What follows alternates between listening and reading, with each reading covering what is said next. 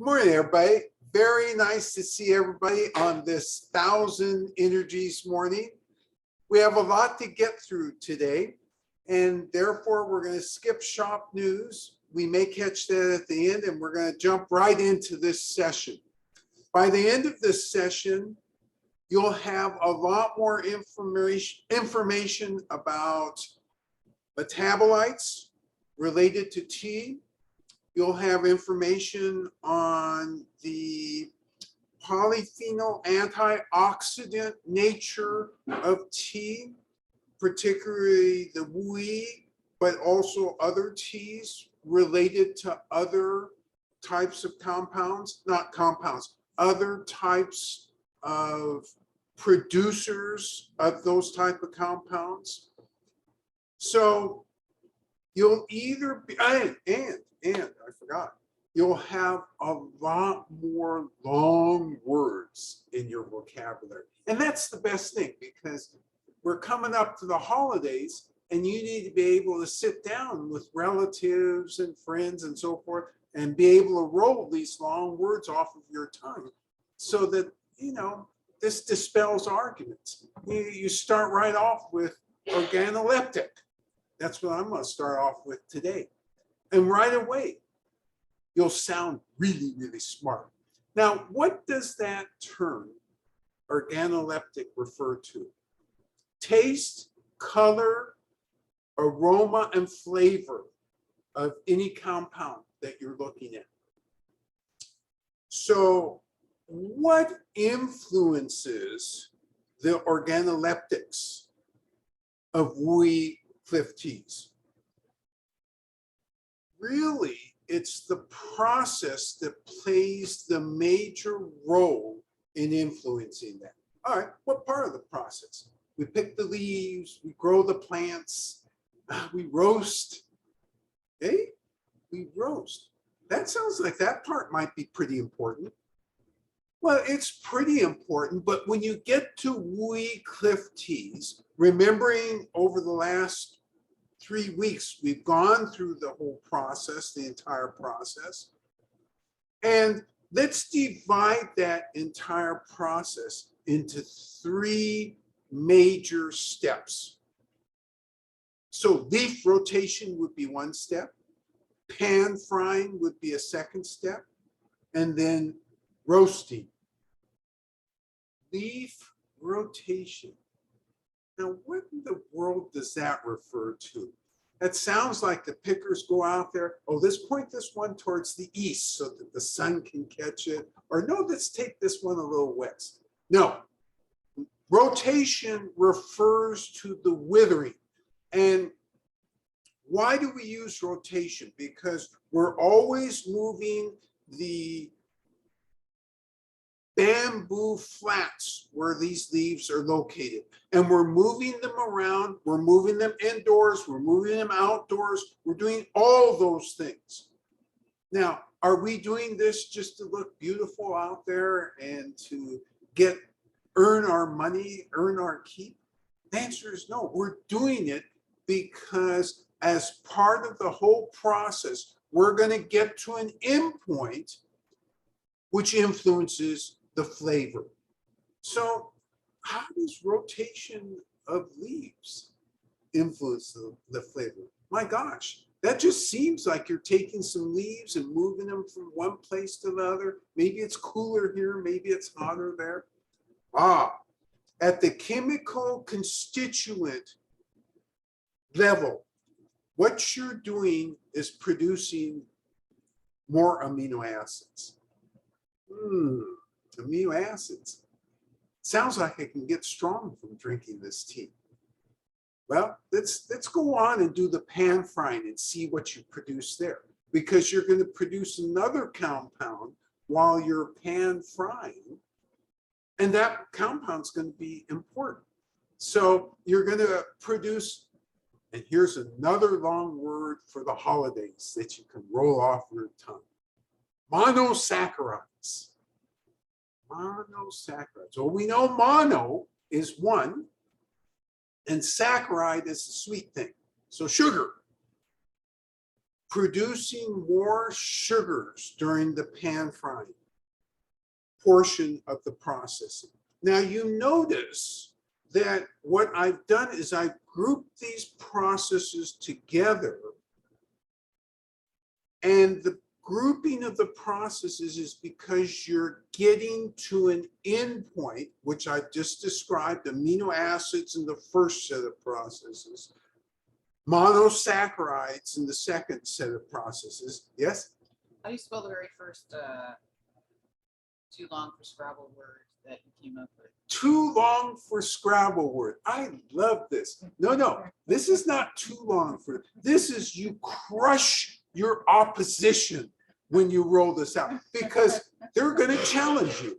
You made that word up. That cannot possibly be a word. Organo, O-R-G-A-N-O, leptics, L-E-P-T-I-C-S. So yes, I challenge all of you during the holidays to use that word more than once, and on the Scrabble board to absolutely crush the opposition. So we have amino acids and we have monosaccharides. And then I said there was a third part. What did I say? Oh, I said roasting. Now, what kind of roasting are we doing? Well, we're doing a prolonged roasting over a long period of time. So over at least a 3-month period, usually, sometimes it's only 2, sometimes it's 6. We roast a few times and we do something. We don't know what we're doing, because what we're making is beautiful smells. Oh, those colors are looking good. We've got that charcoal and that fire just going at the right levels. But wait, chemically, chemical constituent wise, what are we doing and how does it relate to that first grouping and the second grouping? Well, actually, we're invoking, here's another long word. Now, don't use this one on the Scrabble board, because if you're challenged, you will lose this challenge. It's a long word, but it's capitalized. Remember, in Scrabble, you can't use capitalized words. So this is the Maillard reaction. No, that's wrong. M-A-I-L-L-A-R-D. And that's a big old fancy word. And Maillard is the name of a Frenchman who a long time ago, approximately the 18th century, discovered this reaction. And what it is a non-enzymatic oxidation reaction. So what do you need for this reaction to work? Let's see. You need some amino acids. Oh, good. We have some. We're lucky. What else do we need? We need some sugars. So you put those two things together. Is that enough? Oh, no. We need one more big important thing. We need heat. Now, is this unlimited heat? Can we take sun heat and create this Maillard reaction? The answer would be no. There's a range of heat we need, from 289 degrees up to about 360, 362, somewhere in that area, a range. So you got to be in that range. And what it does is it produces more nitrogen related chemical constituents, which add to the aroma, which decrease the astringency. So which part of amino acids, sugars, decreases astringency?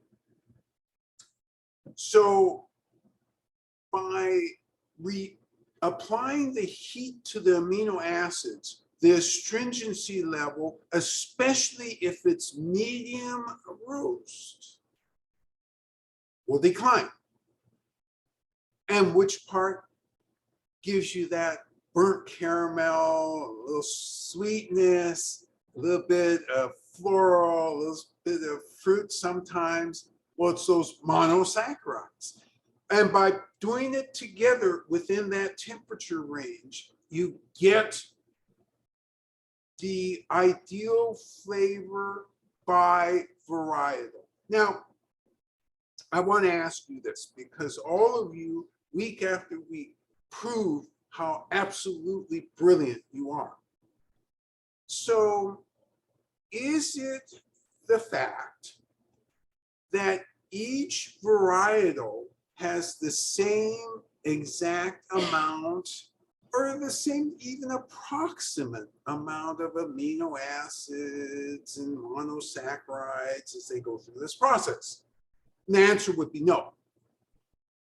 It's different by varietal. It's different by microterroir. And that's why you've got to have this unpredictable element also in the picture. Remember, I got the amino acids, the monosaccharides, and the heat. But wait, we have to have a primate involved in this. We have to have a human involved in this who makes judgments. And so let me ask you this. If you over roast, do you get that same benefit as if you say instead of the 362, you roast up there at 400? I'm in a hurry. I want to go out and play out in the forest. I'm just in this big hurry. You will not get the same benefit. You won't get the same nitrogen compound production. You'll get a different one. You'll get different compounds, I should say, and that will create a different flavor profile. So here we are in reductionist mode. And what I mean by this is we're standing here in 2022, almost 2023, and I'm describing to you all of these functions. And the farmer, are they thinking about this at all? Well, the farmers who've gone to agricultural school, agriculture college, I should say, are thinking a little bit about this. But the traditional farmers aren't thinking about that. What are they thinking about? What does my nose tell me? What does my hand feel tell me when I'm touching the leaves at every step? What am I learning through those activities?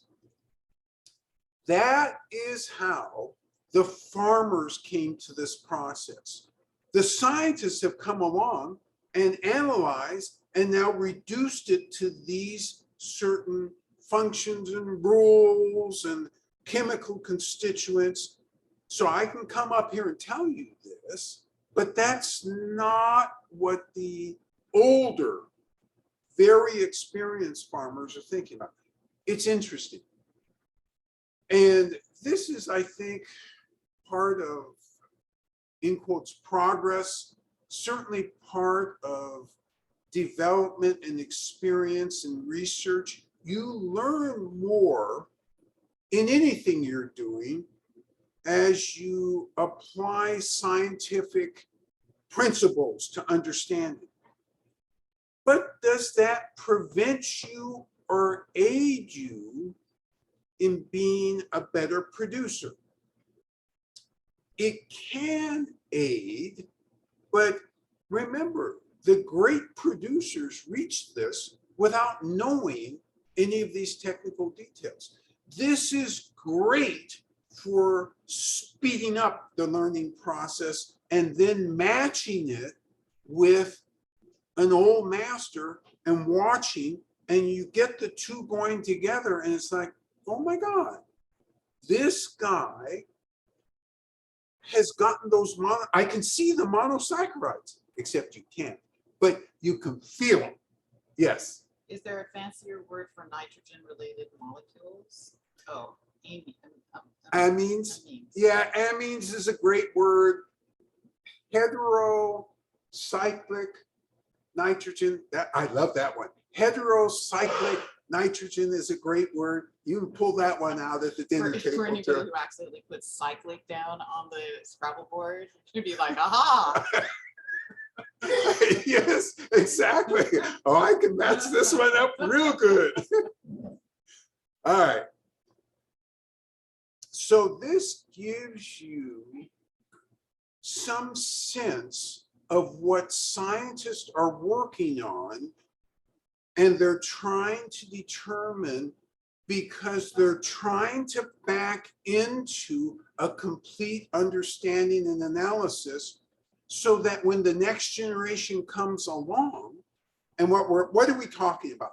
The next generation of agricultural scientists comes along, or the current generation, they understand that every move that they make has a consequence. And here at a scientific level is a consequence. Now, the old guys, the old farmers will just shrug their shoulders and shake their heads because, of course, everything has a consequence. They know that, and they, to this day, will still tell you, I know the consequences better than you scientists.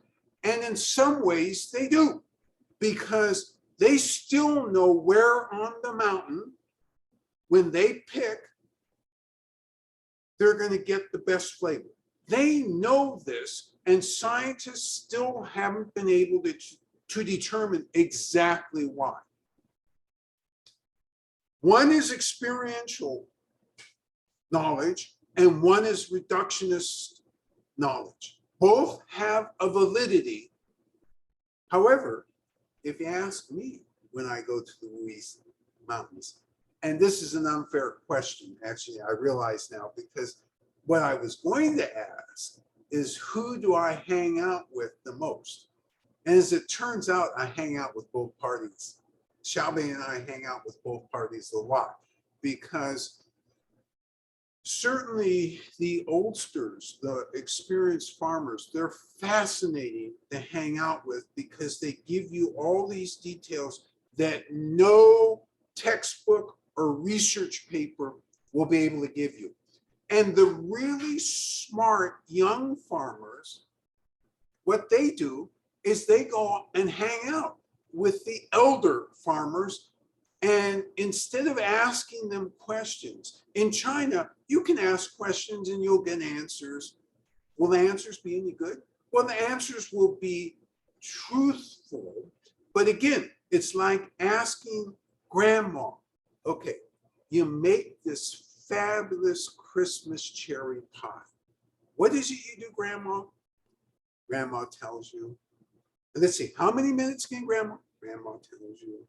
So you get this all written down, think, okay, I'm gonna have my friends over, I'm gonna do this, I'm gonna follow these directions. It doesn't taste the same.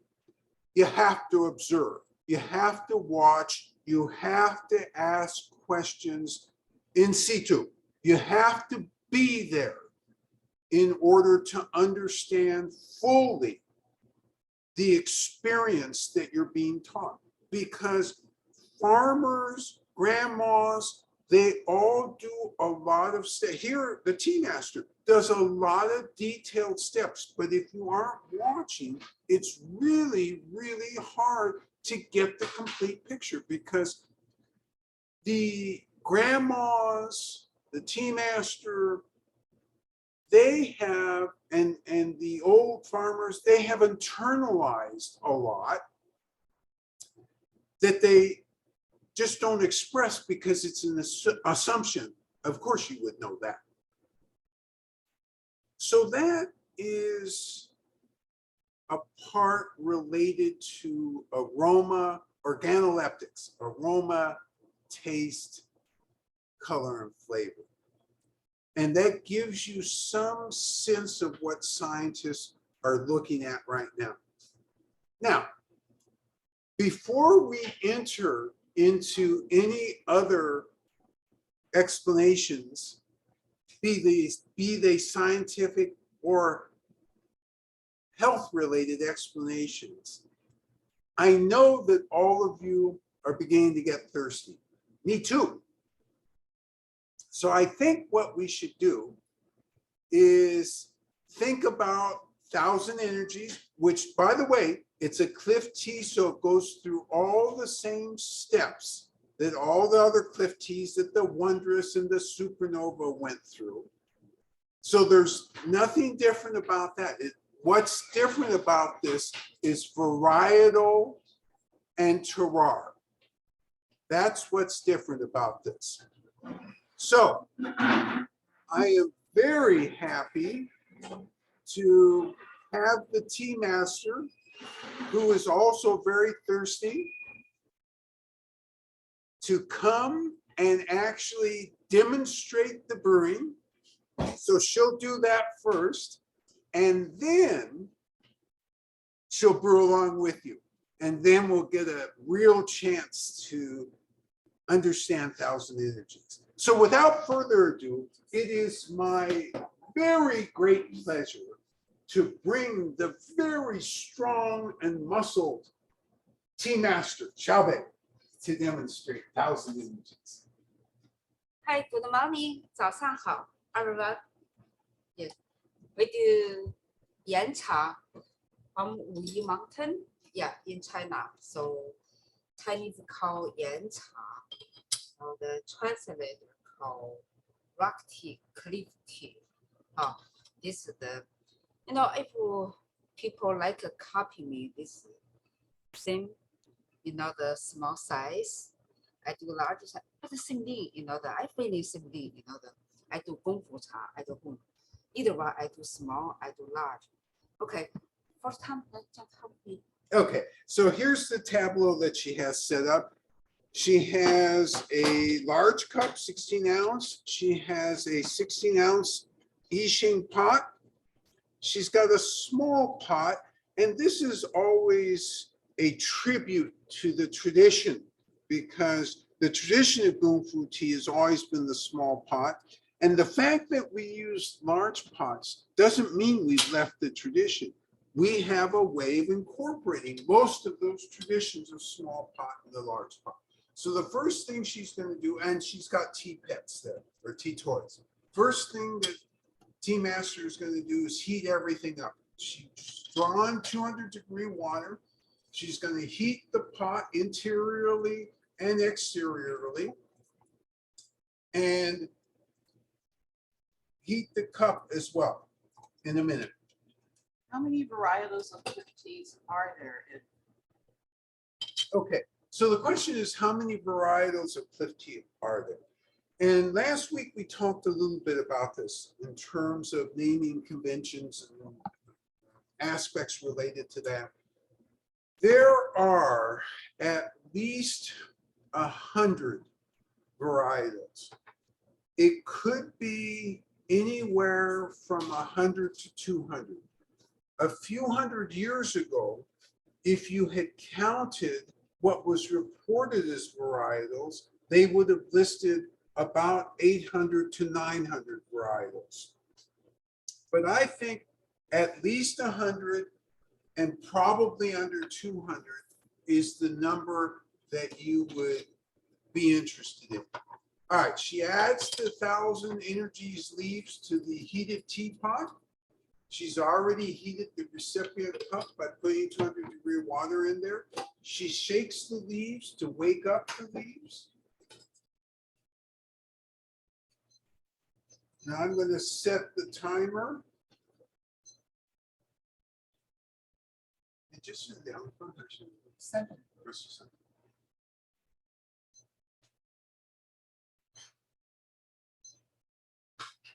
And she's drawing the 200-degree water now, which you'll do in a minute.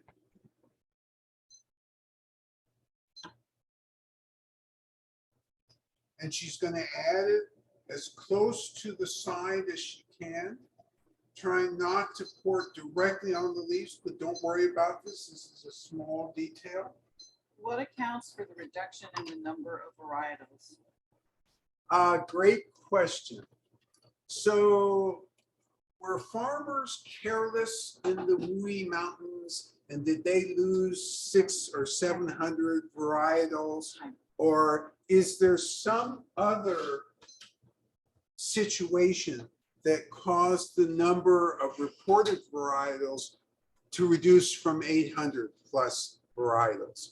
So the answer to that question is, again, when we were talking about the naming last week, one of the things I may not have mentioned is some farmers took their varietal and as a marketing tool, called it something else. And so the result is it's mostly probably naming conventions that interfered or changed the number. The actual true number of varietals, we don't think changed, certainly not as dramatically as going from 800 to 200 would indicate. Didn't change that dramatically. There may have been some varietals that were phased out. In fact, we're sure that a few were phased out. But for every varietal that was phased out, there was probably something else introduced. So we're thinking, and the Chinese text would tell us that by and large, this is a naming issue, sometimes for marketing purposes, sometimes because the farmer truly believed it was different, but maybe in scientific classification, they found, oh no, this is this varietal. It is in a different micro terroir, so the end result seems different. Even the plant itself may look different, but technically it's this varietal. So no, they didn't lose the varietals. There was no catastrophe which wiped out a whole set of varietals. This is more science coming to the bear and giving you true numbers. All right. Yes. How many varietals are represented in Sophie's? Do you favor some in particular? Oh, a great question. So this questioner knows that Sophie's is discerning. So really what they're asking here, they're asking two questions. How many varietals do we have here? That's one direct question, but the implication is, do we have some sort of bias towards a particular set of varietals? And so here we have a big bias. So let me disclose our bias right away. Our bias is towards what tastes great. If it doesn't taste great, it doesn't enter Sophie's. I don't care what the name of it is. And I don't care how old it is. I also don't care how new it is. It's got to taste great. So that is our bias. Did you say from how many varietals are represented in the shop? I skipped answering that question because I don't have any, well, I just skipped because I forgot. That's the real reason. But the approximate answer to that question is we have about 60 different varietals. Okay, so take a look at this color of 1,000 energies. Wow. Now, this is lighter than supernova. And of course, you'd expect that because, you know, supernova had that heaviness in color. Wondrous had a heavier color than this. And here, 1,000 energies. We're just talking about energy. And energy, you know, that's always producing light. So you kind of expect this to be lighter. All right. So, whoa, having a hard time keeping it all in the cup. And very high. And very active since it's jumping out of the cup. All right. So what am I going to do first? Whoa, my goodness, I can't even keep it in the pot. That's how much energy there is in it. We're going to smell the leaves that are still in the pot. Remembering this is very hot, so we're not going to stick our nose all the way in there because we don't want to burn our nasal passage. and you've taken notes from the last 2 weeks, so you know what wondrous was, you know what supernova was. And this is different. And then we're going to enter the arena, the quality arena. And so what is it we're going to think about in the quality arena? Are we going to take the whole range of organoleptics at the beginning of the quality arena? Well, not at the beginning. At the beginning, we're really looking at mouthfeel, levels of astringency, aftertaste, and energetics.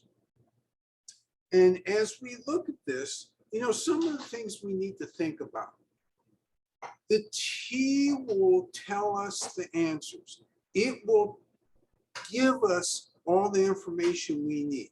We should not assume that we're going to know the answer before we, just from the aroma. We should go through this and think about such things. Is it a heavier flavor? Does it stick to the tongue?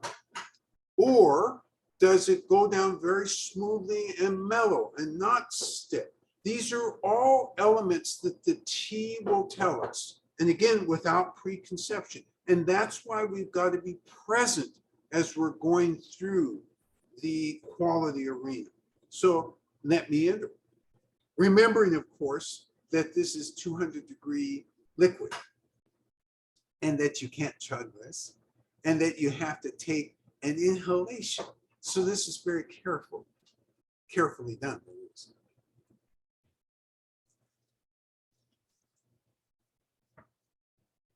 So we're looking for mouthfeel. We're trying to determine astringency. Is it sticking to the tongue? How's it going down? What sort of aftertaste? Where is the astringency, if any? And at some point, I'm going to feel some energetics. How am I feeling those energetics? And again, every tea has its own story, and every tea reveals in its time. Yes. I note that Supernova was a 2020 pick, while Thousand Energies was 2017. How does the picking year affect the flavor profile of the tea? Oh my gosh, this is a very great question. So the questioner says, when you have an older tea, one that's been around longer, is that a factor which is going to change the flavor, or is that a factor that one should be thinking about as one tastes a tea? And that's a great question, because it is. If it was a great tea to start out with, what you should detect is a lessening of any of the roast. You should detect a lessening of the distinctiveness of minerality. Those two things will right away for a great tea happen. Also, generally speaking, it becomes rounded. And so the flavors, sometimes you wouldn't characterize them as bright as much as you would characterize them as very well balanced, because they've had a chance to meld with each other and to take off the nippiness that a brand new cliff tea would have. We know that the brand new cliff teas, you've heard me use the word edgy. Some of them are truly, truly edgy when they enter the shop. But after a period of time, edginess disappears, yes. There's a part two to the question that takes a different angle on it, which is there a whirlwind to enjoy a tea based on their pick year like wine? And so I think about the smoky years and Vintage. Napa, vintage, exactly. Okay, love this question. So the questioner says, what vintage attributes should we be thinking about? In other words, does Wui tea have great years versus not so great years? Is the 2013 Thousand Energies the bomb versus another year of Thousand Energies? I know it's tempting to compare it to the wine industry because that's what we're really familiar with. And here's how I'd answer this question, because it's not as straightforward as it may seem. So I did describe to you all the characteristics that a cliff tea will go through as it ages. Every year, because it's an agricultural product, the results of the processing will end up being different. And some years will be so memorable, they will stick in your head like a vintage, in the sense that, oh yeah, 2019 pre-COVID, before those COVID got in there and started living with the tea, oh, that was a really good year. Now, take out the COVID part of that because COVID has nothing to do with the taste. But the point being, there are years that some of us prefer over other years. So is there, in the wine industry in California, you got these experts. And the experts will tell you, oh yes, for the Zinfandel, it's this year in this plot and so forth and so forth and so forth. Is there the same sort of discussion with the tea? Not that way. You will hear, it's more about competition. So what does that really mean? In the Wui Mountains, every year, there's an annual competition. Whose tea is the best? And this is a production question as much as it is a terroir question. Who has produced the best? Who has used the best technique? Remember, production matches the terroir. So the experienced farmers understand, oh, it rained late in the season. Okay, I got to do the rain late in the season trick to get that best flavor. Or, oh, it didn't rain during the winter. I got to do the didn't rain in the winter trick to get the best flavor. And that's why it's inherently slightly different. And certainly in China, they don't talk about it the same way they talk about here in the States or in France about this year is this way or that year is another way. And then you have consensus about that.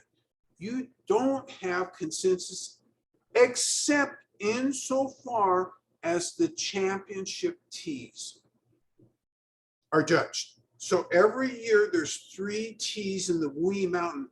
These are the champions.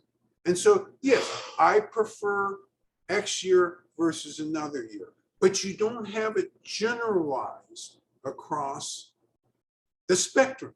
So you don't hear anybody say, yeah, I got to have a 2016 Dragon Well. If I don't get that 2016 Dragon Well, I ain't drinking. No, you don't get that because aging is so hard to do with teas. It's hard in the first place, and then correct aging is monumentally difficult. So with wine, there's rules about that, isn't there? Aren't there? So that's the difference. All right, we're back in the quality arena here. I haven't gotten to my second sip yet. I'm thirsty. The tea master is wondering why it's taking me so long to get to a second sip. Here I go.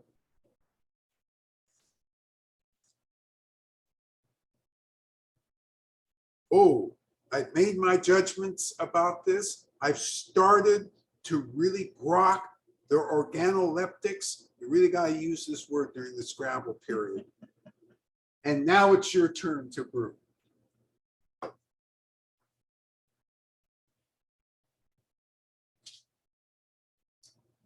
So you notice one thing that's great about the tea master.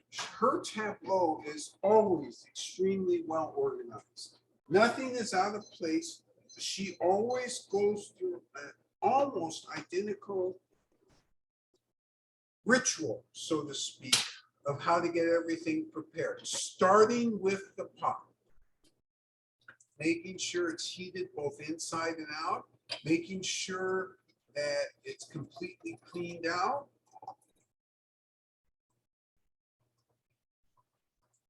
We have some tasting notes already. The dark and observations, I should say. Dark, roughly rolled leaves in the bag, hints of floral. Leaves swirled into the wet pot, hints of rising red. Love it. Hints of rising bread dough, hints of floral. So in other words, this is very different than Wondrous. This is very different than Supernova.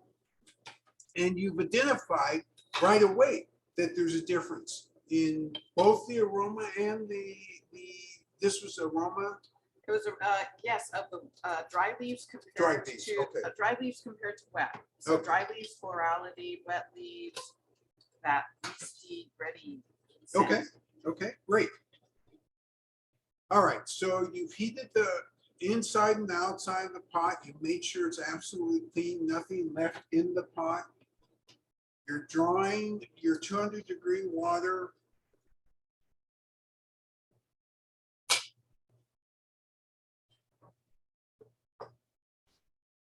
You're gonna put it into the pot. If you're using a ceramic, that's fine. You're just gonna increase the time.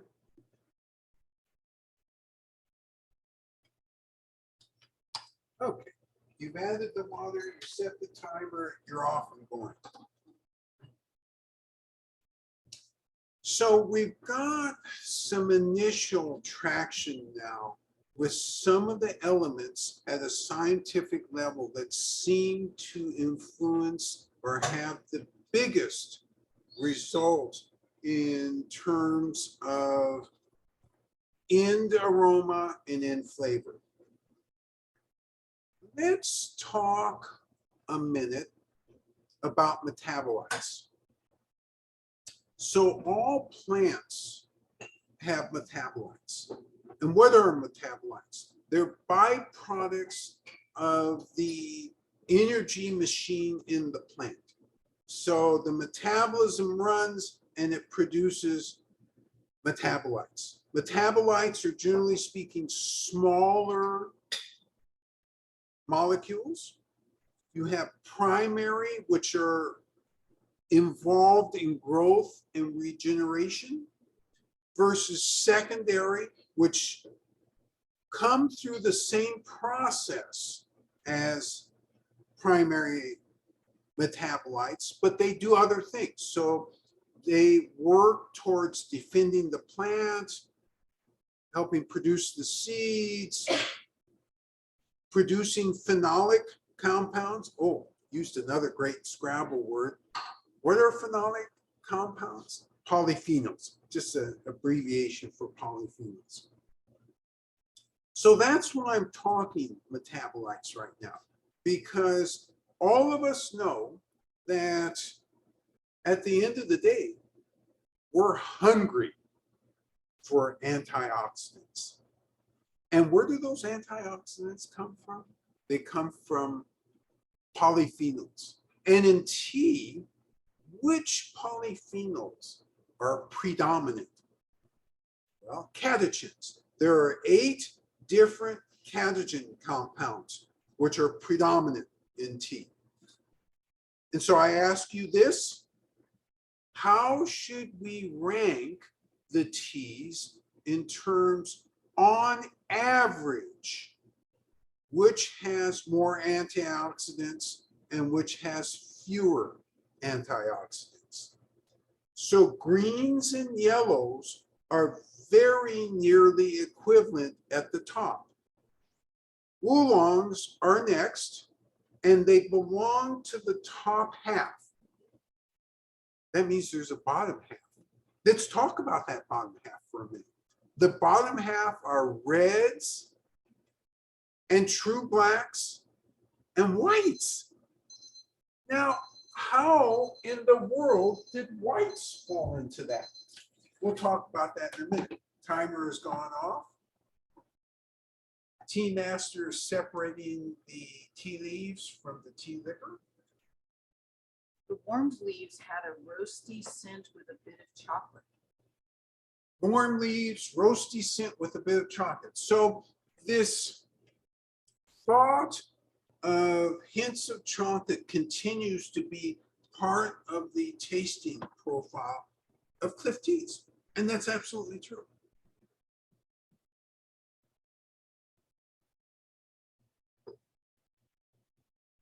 All right, so it's time for you to enter the quality arena and talk to me, but take your time. And while you're taking your time, I'll continue talking about antioxidants.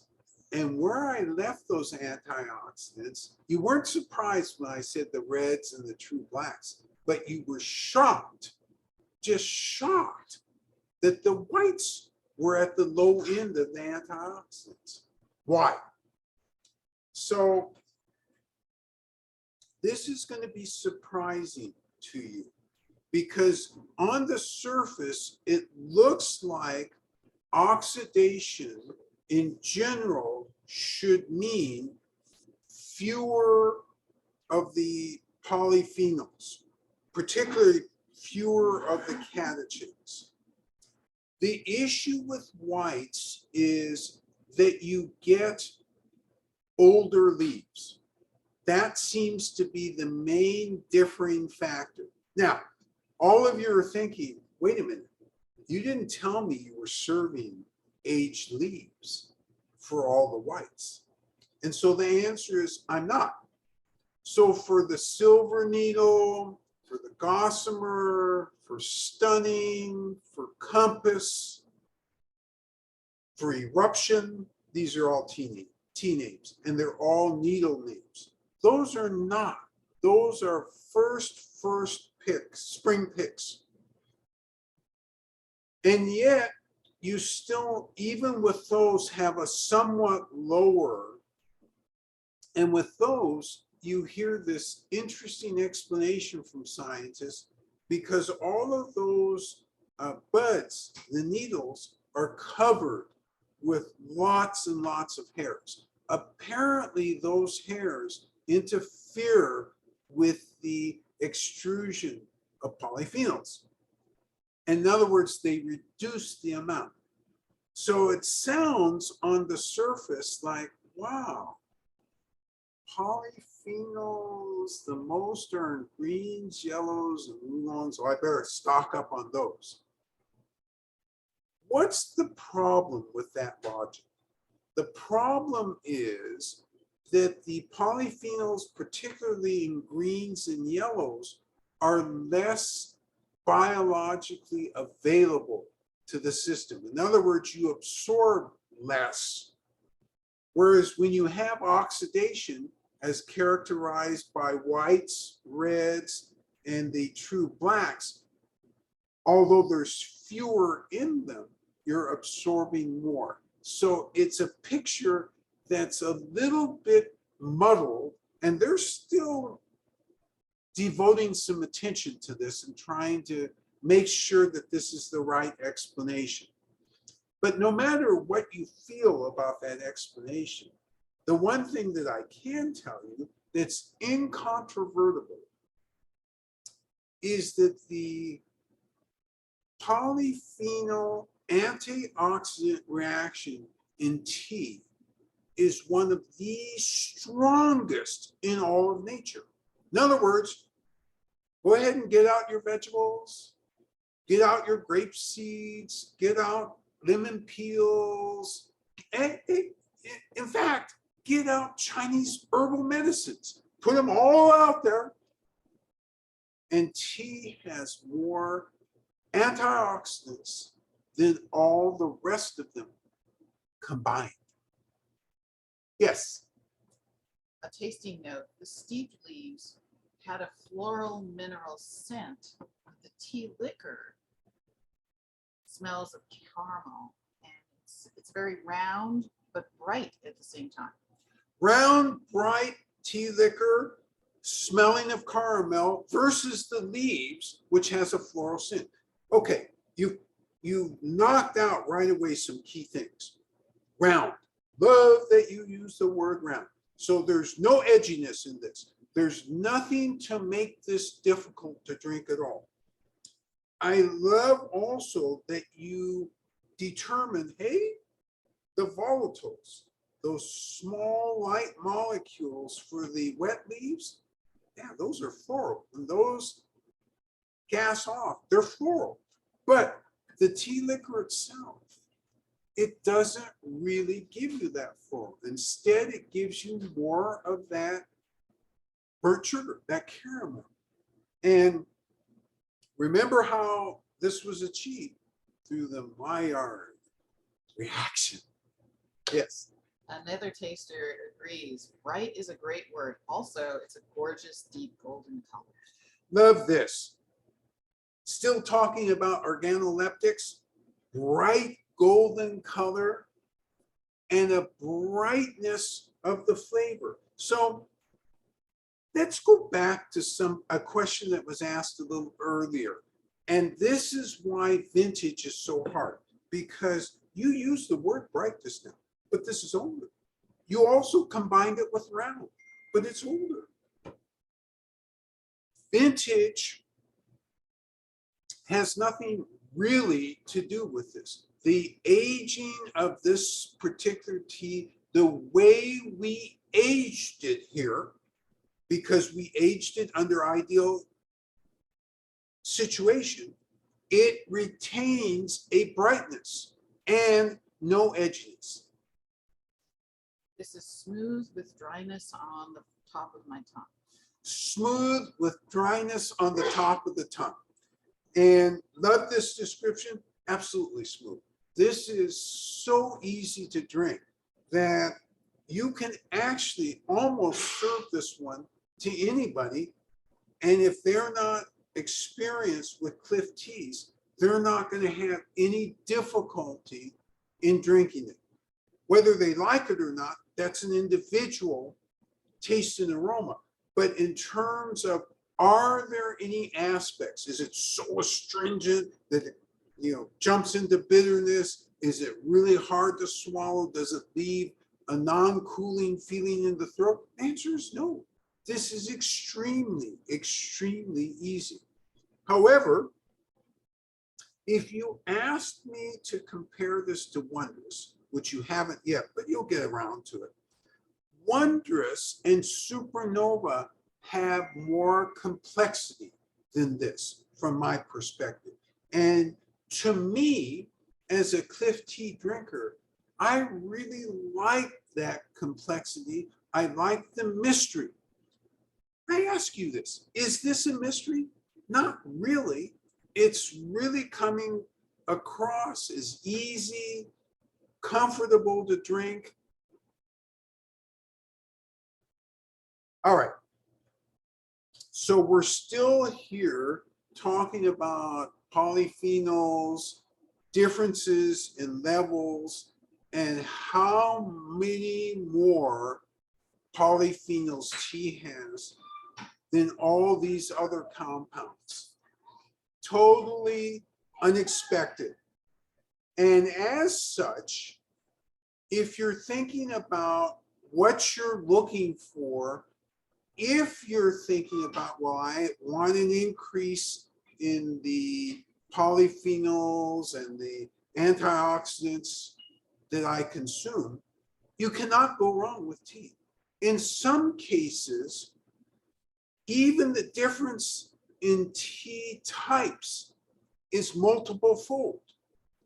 So at the very top of the heap, Junshan needle is right up there at the top of the heap. 12 times more antioxidants than many of the Dinhun. Hey, what's Dinhun?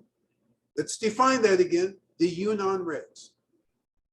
So what is it? Should I just stop drinking red and true blacks? The answer is no. They still have considerable antioxidant power. It's just not at the level of greens and yellows. And what you have instead are other compounds. So remembering that the whites seem to be on the lower end, not seem to be, are on the lower end of the antioxidants. What are they on the higher end of? They're on the higher end of anti-inflammatories, and they are fabulous for skin health. Now, we're talking about cliff tea, so I've gotten far afield. Usual understudy, blender. Yes. When I aspirate it, this is common from a taster, when I aspirate it with a lot of air, I get a spiciness, almost a cinnamon. Oh, I like this comment. So this particular taster remembered to aspirate. And as you're doing, as this particular taster did that, that brought out, hey, there's some spiciness in this. And so that is kind of a hidden flavor. And when we first got this in, that spiciness was more forward than it is now. On the energetics front, somebody said that's just eye-opening and playful and smile-inducing. I love this. Energetics, playful, producing smiles, joyful type of tea. And you know, this is a great comment because again, if you're thinking, okay, I might have a party, I'm gonna serve a cliff tea, I'm gonna introduce people to a cliff tea, would this be a great choice? And the answer is yes, because it won't be so hard that people will struggle with it. Very relatively easy to accept. And even if the drinkers are not used to this flavor, it's not so far afield that they think, oh God, I can't do this. Quite the contrary. This is easy. I've never heard of cliff tea before. Wow, maybe I should be drinking cliff teas. Yes. Another taster says the polyphenol elves are at work. And another says the infused leaves open up so that the color turned from dark brown / green to more green than brown. And then the aroma of the infused leaves reveals a floral scent, which I hadn't detected on the dry leaves, which is the opposite of what some other tasters have experienced, which was more florality on dry leaves. So it's interesting. We all experienced it differently. So. Yeah, that's great. We are experiencing this one differently. Some are experiencing florality in the wet. Some are experiencing florality in the dry. But no matter what, when you look, and kudos to the commentator who said, let's take a look at the color of these leaves and see how different that color is than when we first put them in. And sure enough, they've opened up and there's green in this, lots of green. What does that tell you? Right away, it tells you that the roasting was not as deep. So this I would describe as a light to medium roast. I said that the wrong way, as a medium to light roast. In other words, it really is a medium roast on the light side of medium. Oh my gosh, as I smell these leaves now, and you might want to do that just exactly, well, you may not, because you may want to get the second steep out of this, but as I've taken these out and am smelling them, I'm really getting a strong florality out of this. It's unbelievable,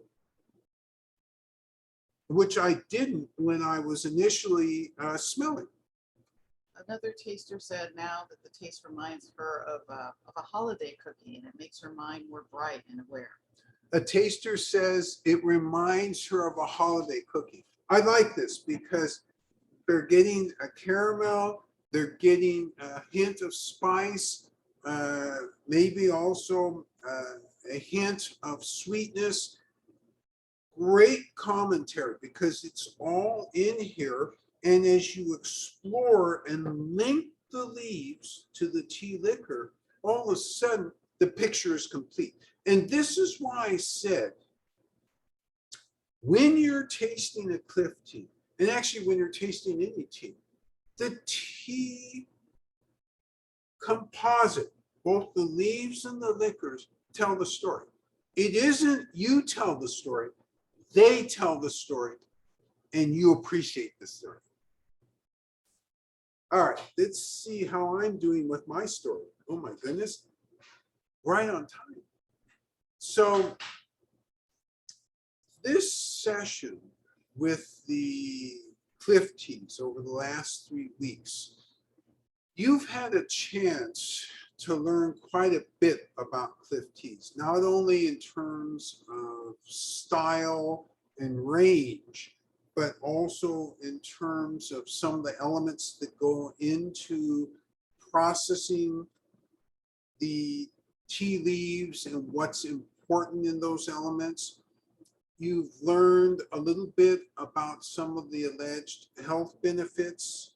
One of the things that I didn't touch today, but I was intending to, is that when you drink the cliff teas in particular, but you should be aware of this with all loose leaf tea, and if you're taking medicine, especially Western medicines, there is an influence, and sometimes that influence is not expected.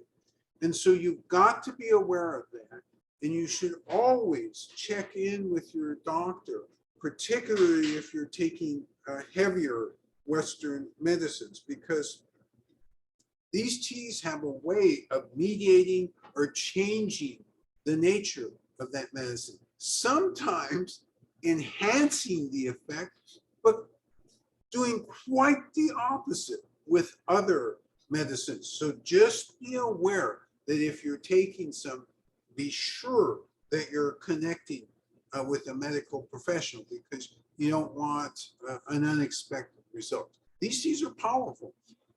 That really is the message from today, talking about the level of antioxidants. I don't think any of you pre-today understood, because until I really looked at the figures this week, I myself was shocked at the amount of antioxidant activity and level. And there's 3 or 4 different ways to measure antioxidants, and the scientists who did this study used all 3 or 4 different ways, and without fail, the results came up similarly in terms of intensity of antioxidant activity. So we've had absolute great fun with this set on cliff teas. We're heading into the holidays. So for the holidays, we thought, you know what, let's break it up again. Let's have a relaxed set. So for starting next Saturday, we're going to do a raw black essence. Then we're going to follow it up on New Year's Eve with Rhapsodic, which is a wonderful red tea. And then we're going to finish it with a huge cliff tea called Ferocious. And by the time we finish it, we'll be out of that tea. So this is what we have to look forward to. Hope you all have a great week. Be safe if you're traveling. It's getting a little intense out there, so just be careful. And we really look forward to seeing everybody next week. You all take care now. Bye-bye.